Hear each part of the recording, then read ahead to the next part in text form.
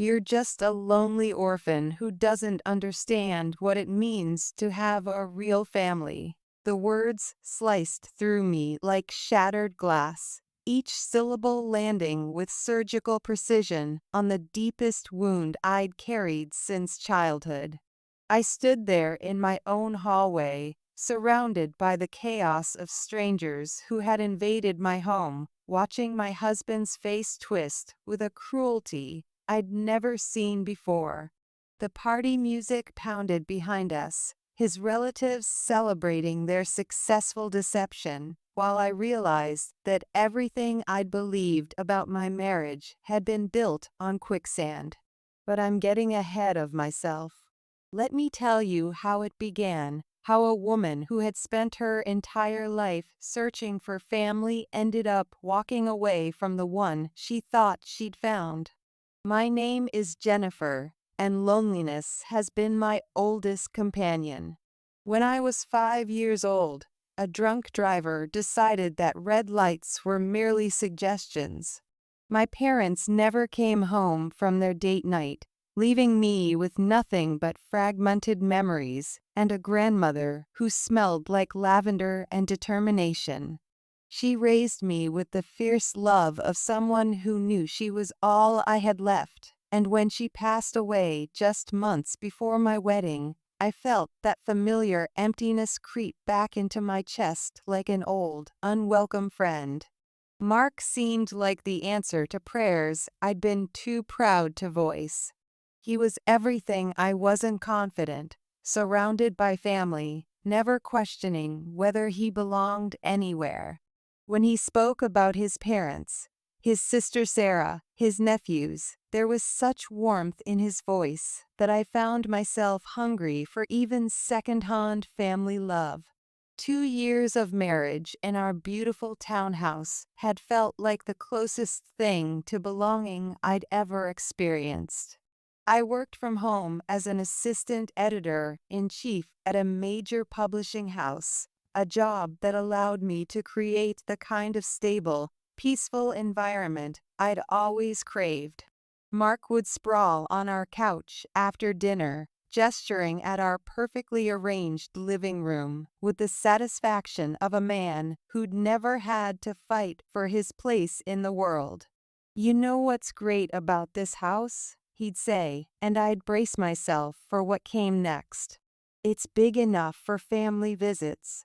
My folks would love it here." I'd smile that practiced smile I'd perfected in childhood, the one that said, "Yes, everything's fine," when inside, panic was already setting in. The thought of sharing space, of having my carefully constructed peace invaded, made my chest tight. But I never said anything. How could I explain that after years of being passed between relatives who saw me as an obligation, I needed this sanctuary? How could I tell him that every time he mentioned his family, I felt like that 5-year-old girl again, standing at her grandmother's funeral and wondering if anyone would ever choose to keep her? The day it all began to unravel started like any other Tuesday. I was reviewing a manuscript about resilient protagonists, which now seems almost mockingly prophetic, when I heard the doorbell. Opening the door to find Sarah standing there with Tommy and Lisa felt like watching a car accident in slow motion. "Surprise!" she exclaimed, pushing past me with the confidence of someone who'd never been told no.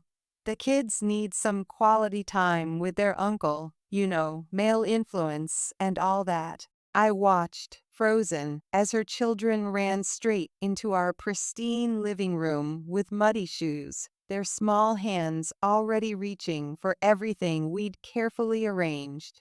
Sarah had inherited the family's assumption that the world would rearrange itself to accommodate their needs.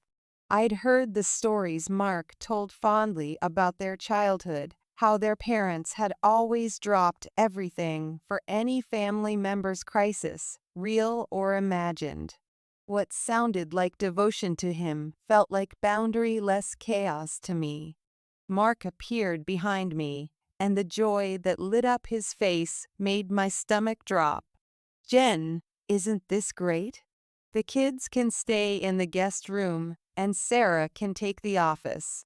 The office? I stammered, thinking of the deadlines waiting on my desk, the conference call scheduled for tomorrow. But that's where I work. You can work anywhere, honey, he said, already carrying their bags upstairs. It's just for the school holidays. That first night, lying awake and listening to Sarah's voice drifting up from the kitchen as she complained about the dinner I'd made, I should have recognized the pattern. Mark's family had been raised to believe that love meant never having to ask permission, never having to consider inconvenience, never having to acknowledge that other people might have different needs. They'd grown up in a house where the loudest voice got heard, where taking up space was confused with being cherished. In their world, consideration was weakness, boundaries were selfishness, and saying no to family was unthinkable betrayal. The next few weeks became a masterclass in psychological warfare disguised as family bonding. Sarah's children had clearly learned that chaos was power. "Hey, stupid lady," Tommy would yell at me across the breakfast table, his hands covered in what I hoped was just mud. "I want pancakes." When I'd try to correct him gently, asking him to wash his hands and use my name, Lisa would chime in with the casual cruelty that only children can master. "Mom says we don't have to listen to you because you're not really family." The words hit like physical blows, confirming every fear I'd carried since childhood. I'd look to Sarah, waiting for correction that never came.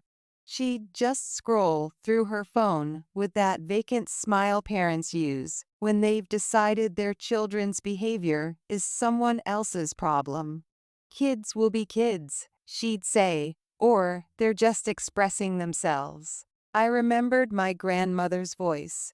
"Jennifer, baby, the way people treat you tells you everything you need to know about who they are, not who you are."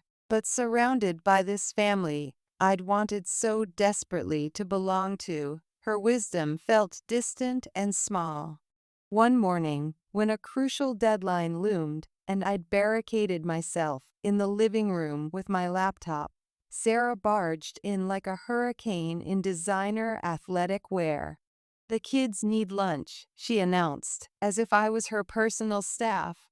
"Something organic and sugar-free, maybe some hand-pressed juice and gluten-free sandwiches." "Sarah, I have a really important deadline," I started, but she cut me off with a laugh that sounded like breaking glass.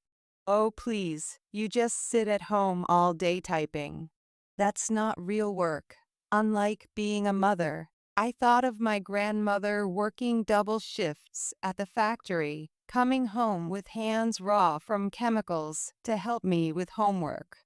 I thought of the manuscripts I'd shepherded to publication, the authors whose dreams I'd helped nurture. But in Sarah's universe, anything that happened outside her immediate needs was invisible. When the school holidays finally ended and they packed their destruction and left, I felt like I could breathe again. Mark found me cleaning crayon marks off the wall, and I decided to have the conversation I'd been rehearsing for weeks. "Mark, we need to talk about what just happened." His face took on that blank confusion I was starting to recognize, the look of a man who genuinely couldn't see problems that didn't directly affect him. "What do you mean?"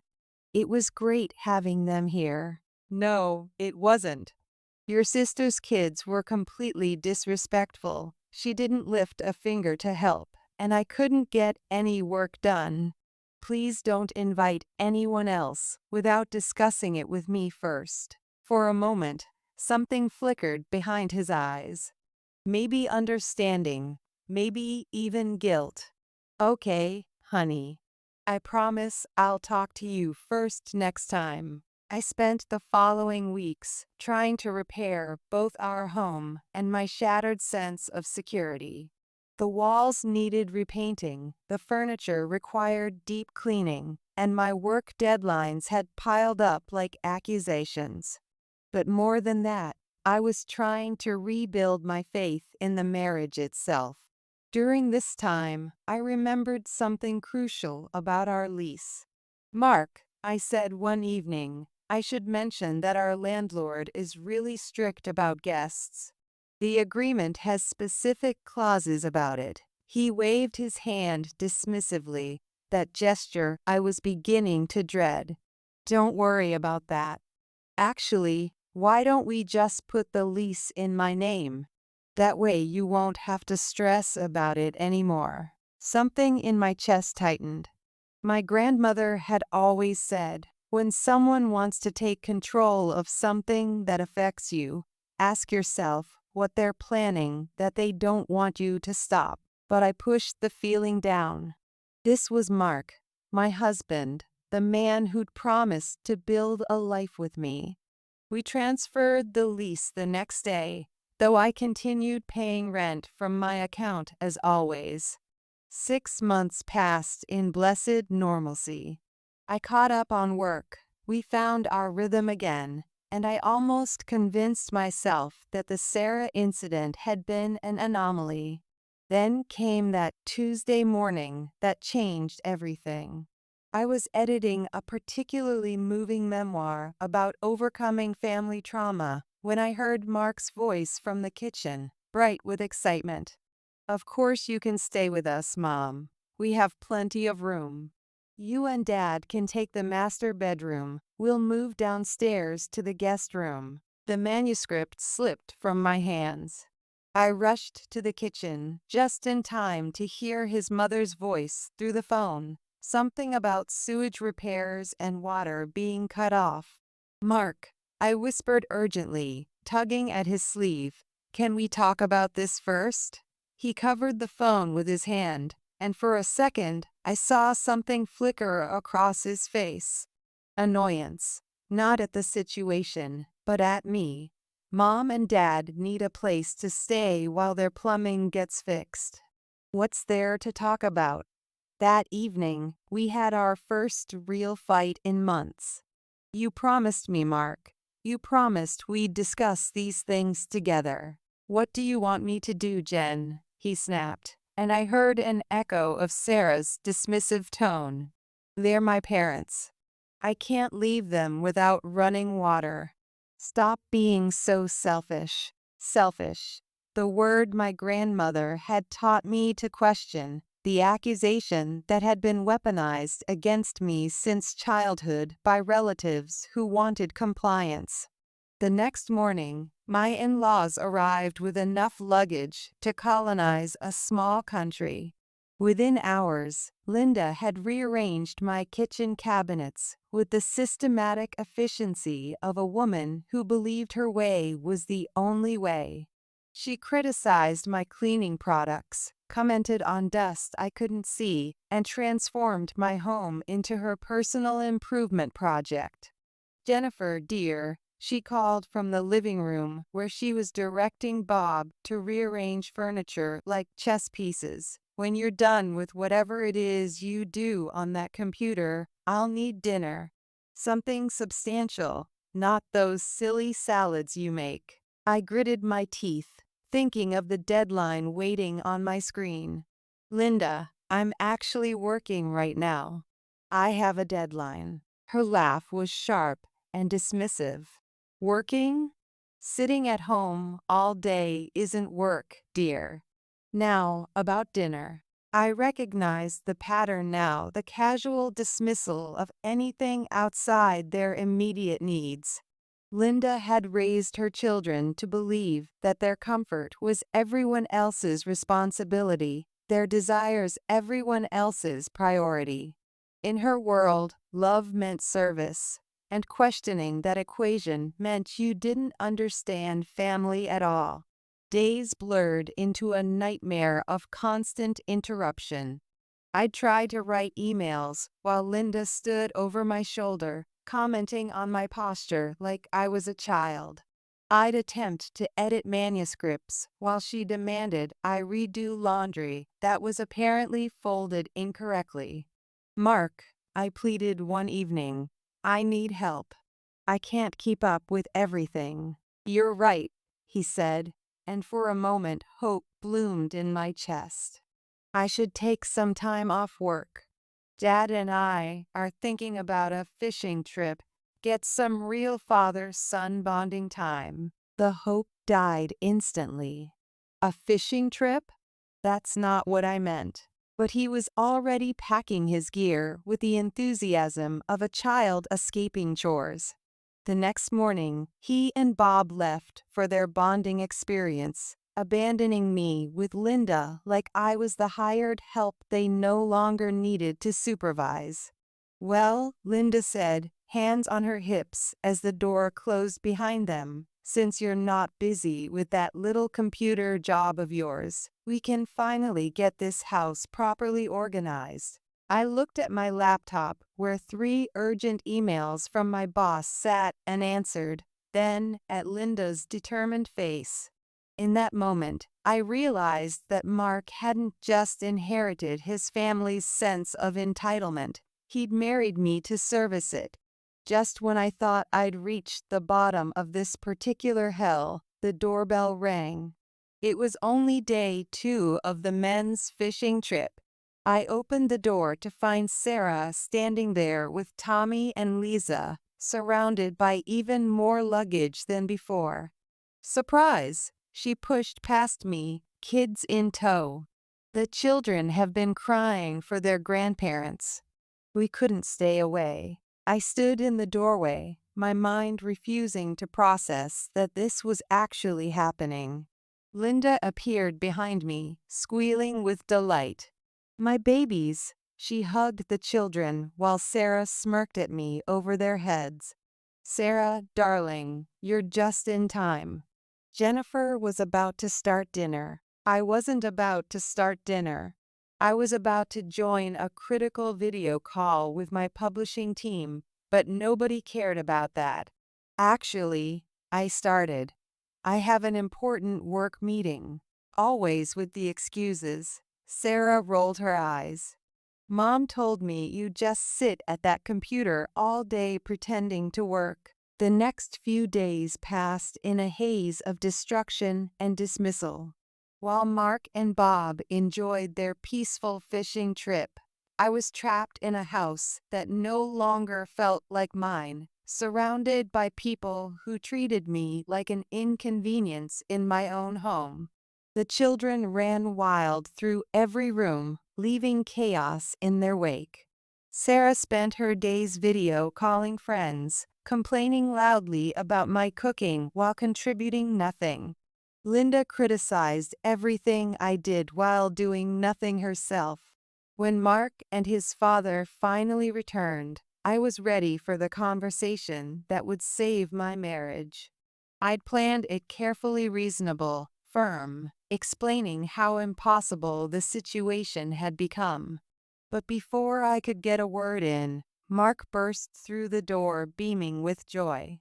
"Isn't this amazing?" He spread his arms wide, taking in the chaos like it was a beautiful painting. "The whole family together. We should do this more often." My heart stopped. "More often?" "Yeah, Dad and I were talking while fishing, and you know what would be great? If we all lived together for a while, like a real family." The children ran past us, tracking mud across the floor I'd just cleaned. Sarah yelled from upstairs about needing fresh towels. Linda appeared to remind me it was almost dinner time. "Mark," I managed to choke out, "can we talk privately?" "Later, honey," he waved me off. "Dad's showing everyone the pictures from our trip." That night, I lay awake in our cramped guest room, listening to chaos above where his parents had claimed our bedroom. My phone buzzed with another email from my boss. "Second missed deadline this week." We need to talk. I stared at the ceiling, remembering my grandmother's words. Baby, when someone shows you who they are, believe them the first time. Mark had shown me. His family had shown me. I was not a wife to them, not a daughter-in-law, not even a person with needs worth considering. I was a service provider, a free resource to be exploited until there was nothing left. The next morning brought a new level of violation. I woke early, determined to salvage some work time before everyone else got up. But when I opened my home office door, my heart shattered. Sarah was sitting at my desk, my laptop open in front of her. Tommy and Lisa sprawled on the floor, surrounded by construction paper, glue, and what looked like half the garden's worth of dirt. "Oh good, you're up." Sarah didn't even look at me. "The kids have a school project due tomorrow. We're using your laptop for research." "That's my work laptop," I said, trying to keep my voice steady. "I have deadlines." "Don't be so selfish." Sarah cut me off with practiced ease. "This is for their education. You can do your little typing job later." I found Mark in the kitchen, grabbing his briefcase for another day of escape. "Mark, they've taken over my office. They're using my laptop. I can't work." "Not now, Jen." He rushed past me, checking his watch. "I'm late for a meeting. Just share the laptop, okay? It's for the kids' school." I stood there watching him leave, this man who'd promised to love and honor me, abandoning me to his family's casual cruelty, like it was my job to endure it. Feeling dizzy, I headed to the bathroom. Maybe a shower would help me think clearly. But when I opened the bathroom door, I nearly vomited. The toilet was overflowing with mud and dirt. Footprints tracked through the mess across the tile floor. Handprints decorated the walls like some primitive art installation. "Oh yeah," Lisa's voice piped up behind me, completely unbothered. "We needed somewhere to mix the dirt for our project. Tommy said the toilet would be good, 'cause it has water already." I stood there staring at the destruction, and something inside me finally, irrevocably broke. This wasn't family. This wasn't love. This was exploitation disguised as belonging, cruelty masqueraded as closeness. I cleaned that bathroom methodically, every swipe of the mop feeling like another nail in the coffin of my marriage. When I finished, I went to what used to be our bedroom and packed a small bag. The next morning, I waited until Mark left for work. I listened to his car pull out of the driveway, counted to 60, then moved with quiet efficiency. Nobody noticed when I slipped out the front door. Nobody called out to ask where I was going. The hotel I checked into wasn't fancy, but it offered three things my home no longer could: silence, privacy, and peace. For the first time in weeks, I could hear myself think. I took the longest shower of my life, ordered room service, and actually managed to get some work done. I kept expecting my phone to explode with messages. Surely Mark would notice I was gone. Surely he'd be worried. But as hours ticked by, my phone remained silent. No missed calls, no frantic texts, no concern at all for where I'd gone or why. After 3 days of silence, I decided to go home. Not because I missed them, but because I needed to see the truth with my own eyes. As I approached our front door, music and laughter spilled out into the street. What I walked into felt like a punch to the gut. A full-blown party was in progress. Streamers hung from the ceiling, plates of food covered every surface, and dozens of unfamiliar faces filled our living room. Nobody noticed me slip inside. Through the crowd, I spotted Mark dancing with Sarah in the middle of the room, both of them laughing like they didn't have a care in the world. More relatives I'd never met sprawled across our furniture, drinking and chatting as if they owned the place. I moved through the party like a ghost until I found myself near the kitchen. That's when I heard the conversation that shattered what remained of my illusions. And the best part is, my mother-in-law was saying to a woman I didn't recognize, we didn't have to spend a dime on hotels or restaurants. No repairs needed at our house at all. We just needed a change of scenery. The woman chuckled appreciatively. Clever. And you got a free housewife out of the deal too. Yes, that Jennifer. Linda's voice dripped with contempt. Though she's not much of a housewife. Always complaining about her work. Can you believe she actually ran away 3 days ago? Not that anyone misses her cooking. They burst into laughter, and I stood frozen as their words hit me like physical blows. It had all been a lie. The broken sewage system, the urgent repairs, all of it fabricated so they could have a free vacation at my expense. And Mark had known. My husband, the man who'd sworn to protect me, had participated in a con game designed to exploit my kindness and steal my peace. I pushed through the crowd until I found him, still dancing and drinking without a care in the world. We need to talk. I grabbed his arm. Now. He followed me to the hallway, looking annoyed at being pulled away from his fun. Your mother just told everyone there were never any repairs needed at their house, I said, my voice shaking with rage and heartbreak. They just wanted a free place to stay. Did you know about this? He shrugged, and in that casual gesture, I saw our entire marriage crumble. So, what if I did? Their family. They needed a break. A break. I'm the one who cooked for them, cleaned for them, while they insulted me and took over my home. And you knew it was all a lie. Oh, stop being so dramatic, he sneered. And I saw a stranger wearing my husband's face. You don't understand because you're an orphan. The word hit me like a physical blow.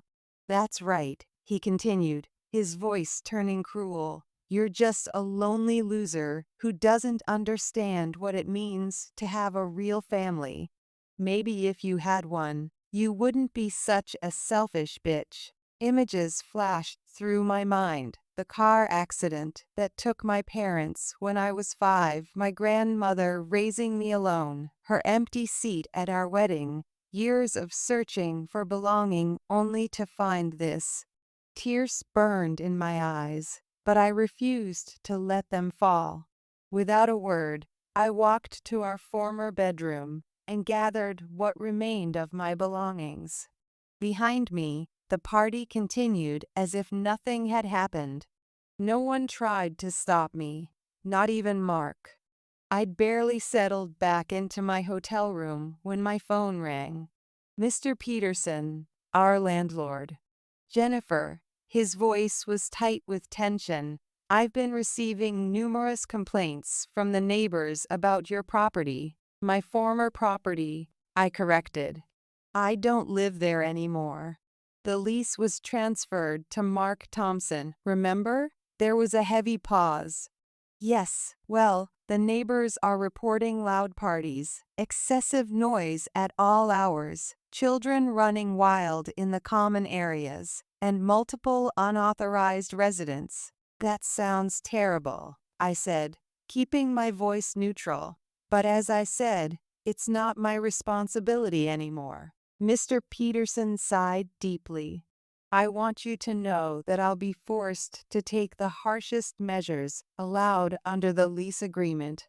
I'm only calling you as a courtesy because you were such a good tenant. After hanging up, I felt a weight lift from my shoulders. I didn't bother warning Mark about the call. Let him deal with the consequences of his choices for once. I found a lovely one-bedroom apartment in a quiet building across town. The landlady was a retired teacher who appreciated that I worked from home. "It's good to have someone around during the day," she said with genuine warmth. For the first time in weeks, I slept through the night without being awakened by chaos. 2 weeks into my peaceful new life, Mark called. "Jen, we're in serious trouble," he blurted before I could speak. "Peterson showed up today with a stack of papers. He's demanding double rent for the month plus some ridiculous fine." I continued typing my email, letting him ramble. "Did you know it was against the lease to have overnight guests or parties? Why didn't you tell me?" "I did tell you," I replied calmly. "Multiple times. You didn't want to listen." "Well, I didn't read the whole thing when we transferred it," he admitted. "Look, can you talk to Peterson? He liked you. Maybe you can explain." "Explain what?" I cut him off. "That you moved your entire extended family into a rental property without permission? That you've been hosting parties and disturbing the neighbors? That you ignored every warning I gave you about the lease agreement? The neighbors called the police last night," he continued desperately. "Mom and Dad got fined for noise violations. Sarah's kids were running through the building at midnight. We need your help, Jen. You know how to handle these things." I thought about all the times I'd handled things for them, all the times I'd cleaned up their messes, literal and figurative. "No," I said simply. "What do you mean, no?" "I mean no. You have a whole big family there to help you, remember? The real family you said I wouldn't understand because I'm just a lonely orphan. Goodbye, Mark." I hung up mid-plea, turned my phone off, and went back to work. For the first time in months, I smiled. Sometimes karma doesn't need any help at all. The day after Mark's desperate call, my phone rang again. "They're gone," he said without preamble. "Mom, Dad, Sarah, the kids. They all left. Come home, Jen. We can go back to how things were." I almost laughed at the suggestion. Go back, as if the past months could be erased like crayon marks from a wall. "There's no going back, Mark. Please," his voice cracked. "Peterson's asking for so much money. Maybe we could split the costs, half the fine and the double rent." "I can't afford it on my own." This time I did laugh, a sharp, bitter sound that surprised even me. "Oh, now you want to split things fairly? Where was this concern for fairness when I was cooking and cleaning for your entire family?" "But what about your real family?" I interrupted, throwing his words back at him. "Surely they'll help you pay. After all, I'm just a lonely orphan who doesn't understand family values, remember?" A week later, I heard through our mutual friend Amy that Peterson had evicted Mark. She told me he'd shown up at his parents' doorstep with his bags, only to be turned away. The irony was almost poetic. Mark's final call came as I was finishing dinner in my peaceful new apartment. My divorce papers lay on the coffee table, filed that morning. "Please, Jen," he begged. "I've lost everything. The house, my family. I made a mistake. We could start over. I've learned my lesson." I looked around my small but tranquil apartment. My laptop sat on my desk where I'd left it. My coffee mug was exactly where I'd placed it. No crayon on the walls, no mud on the floors, no chaos in the kitchen. "You're right about one thing, Mark," I said quietly. "You did lose everything, but you lost it yourself, one choice at a time." Every time you chose your family over our marriage. Every time you dismissed my feelings. Every time you watched them disrespect me and said nothing. I can change. I've already filed for divorce. I cut him off. And no, this isn't up for discussion. You showed me exactly who you are and what I mean to you. Consider it a gift. Now I'll never waste another moment wondering. I hung up and blocked his number. Outside my window, the sun was setting, painting the sky in brilliant oranges and pinks. On my desk, a fresh manuscript waited for my attention. My phone remained blessedly silent. Sometimes I think about what my grandmother would say if she could see me now. She always told me that family isn't about blood. It's about love, respect, and loyalty. She was right, of course. She usually was. I might be an orphan, as Mark so cruelly pointed out, but I finally understood something important. Being alone isn't the same as being lonely. And sometimes the family you're born with, or marry into, isn't the family you deserve. Sometimes you have to save yourself. And that's exactly what I did.